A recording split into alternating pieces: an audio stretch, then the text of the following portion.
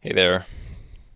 So I wanted to talk about this whole topic, this whole issue of imagination, and just how essential it is that we protect our imagination and that we use our own imagination in an original, creative, positive, and productive way. There's a reason why the establishment has invested so much in what they call and what people call entertainment, right? Quote unquote, which is really just a euphemism for distractions and programming, social engineering, right?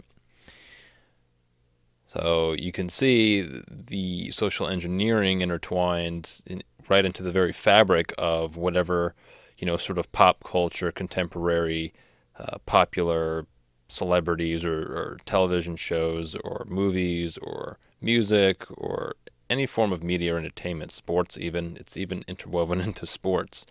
I remember I watched an NFL ad one time on the television where they were shilling for gun control. I mean, I shit you not. They were shilling for one of these fake hoaxes. I forget exactly which one that it was, and they had an NFL player on there with I don't know some bimbo activist there, and they were shilling for gun control or something like that. I think it was an advert for Nike or like a shoe company or something, and it really is incredible the mind job that's been done on this species. It's absolutely incredible. Just how thorough and just how comprehensive they are in their control and their social engineering. And like I said, it fundamentally comes down to having control of people's imagination. They have hijacked the collective and I mean really the individual imagination. I'm not really a big fan of the collective. Again, um, I do consider myself more of an individualist in the sense that we are individual units of awareness, regardless of your sex, your race, age, whatever human superficial demographic you happen to fall into. Okay,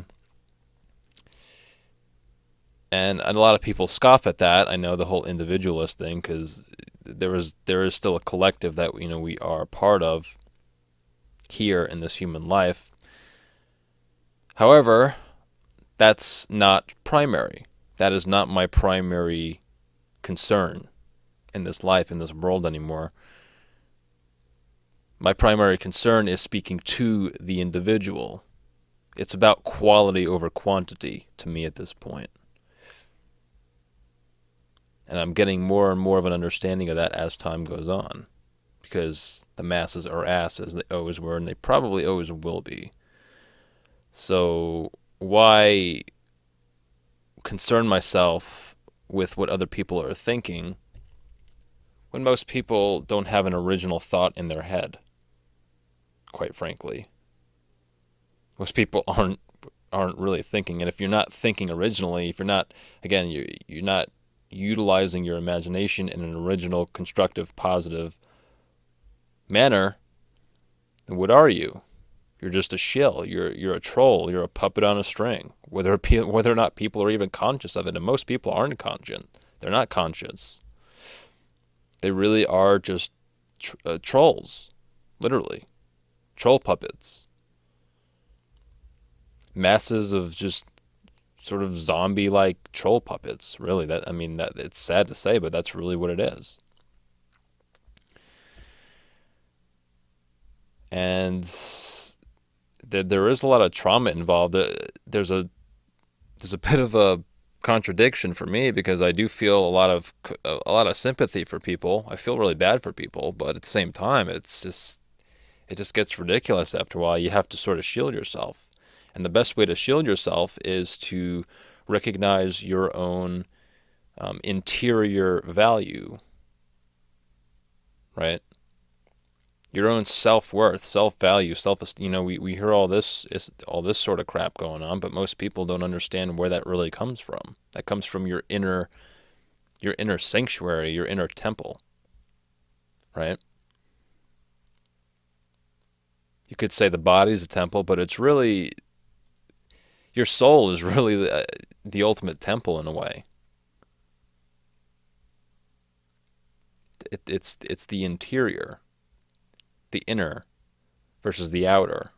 And not to get esoteric here or anything. It's fundamentally it's really fundamental to me. It's basic because this world, I never felt at home in this world. I just never did. I always thought life here was really just mundane and really stupid and pointless and just a waste of time for the most part. I mean, if you think about it, that's really what people are doing for the most part. Life here is really just mostly a waste of time. People just running around like headless chickens, making money, paying bills for what? It's not producing anything. There's no productivity. It's just consumption. And most of the consumption is passive. Whether it's consuming of information, media, entertainment, whatever. Or it doesn't even have to be physical. Physical items or resources or whatever.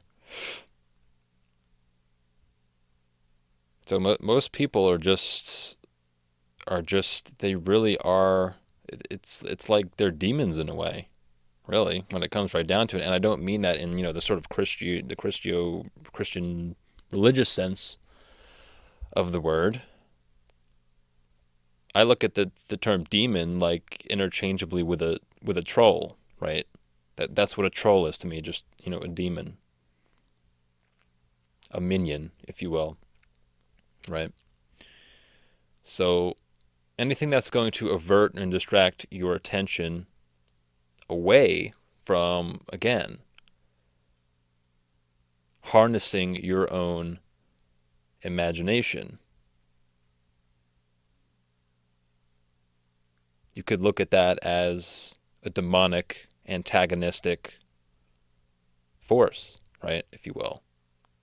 And there is so much, billions and billions. I mean, if you want to look at it, I mean, money is just bullshit anyway. But if you want to look at it in terms of money, look at all the billions and maybe probably trillions of freaking dollars. All the while they're fleecing the public with taxes and fees and all these sorts of interest and all this sorts of horse shit. There's people literally. I read stories. There were homeless men freezing to death under bridges, right? Because they don't have enough money. And I wonder how long he was sitting there dead for. Nobody probably even noticed until he started to defrost a little bit, and people started to smell people started to smell him, and they noticed it. I mean, everything's just so ridiculous. That's why it's just so. It's important to unplug too.